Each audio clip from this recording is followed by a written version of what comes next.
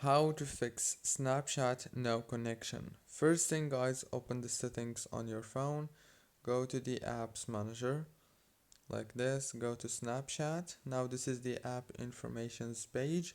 All what you want to do here is click on this force stop, and after you click on force stop, the app is gonna be stopped in your phone.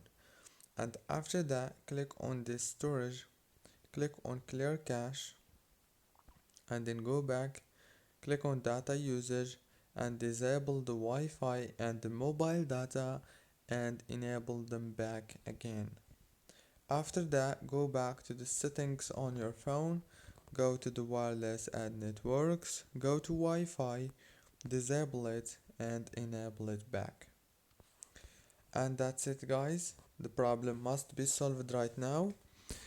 And don't forget to like, subscribe.